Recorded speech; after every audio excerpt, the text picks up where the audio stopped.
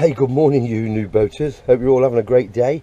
This is a little top tip for you new boaters. If you've just got yourself a boat or you're about to buy a boat, check this top tip out because it'll save you a lot of money and it'll save you also buying a brand new engine as well. Alright, rock and roll. Good day folks, good day.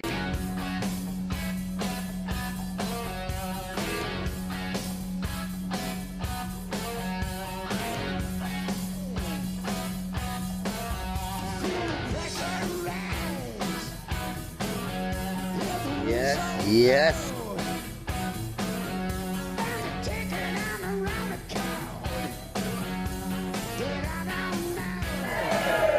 Rock and roll.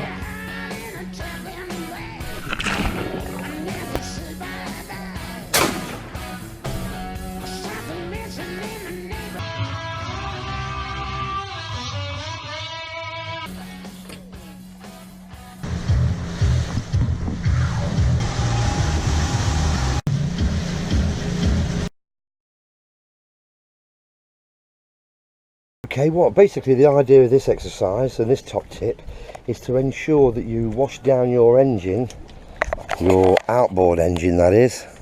If you've got an outboard engine, then this is a top tip. What you need to do is wash it down and get rid of all the sea salt.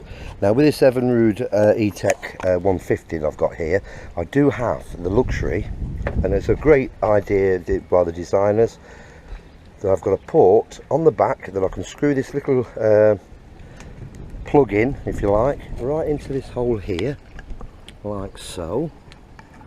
That screws right in there, just like a normal garden hose fitting.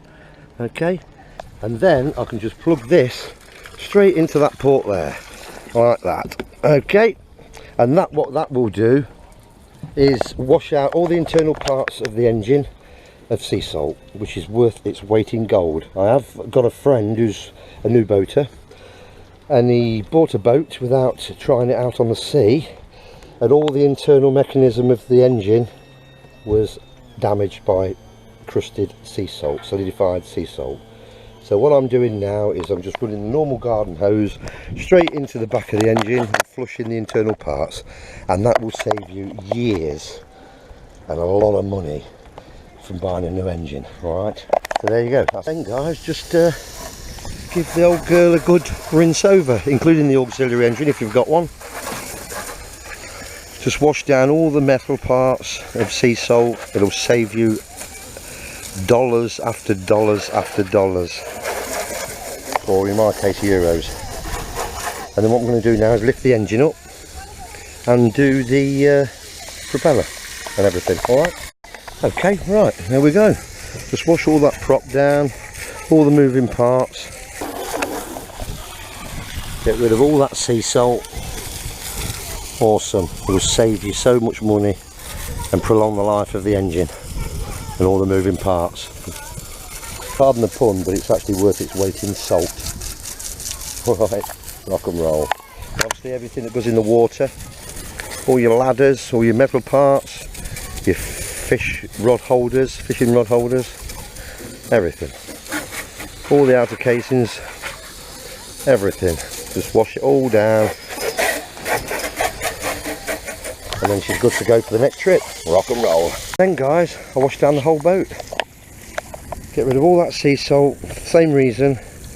And after all the buffing and everything I've done in the winter time, preparing it for the summer season, it looks after the gel coat as well. So do all the top surface, the window screen, as you can see, get rid of all that salt. And they always look nice, they dry lovely. They always look nice, ready for the next trip out. All the rails and everything, even the rope, the bow lines. I wash the ropes so the salt doesn't collect within the rope and make them as hard as concrete. Do under there, all under there.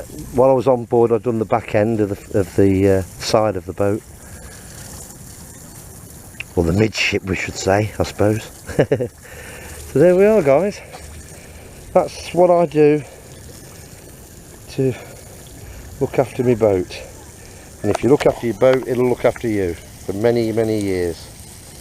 Wash the anchor down, rinse it all the stainless steel parts, everything.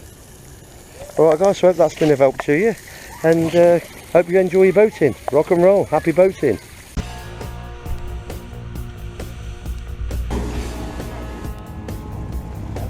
Okay, Mr. Octopus, nice to see you. To see you, nice.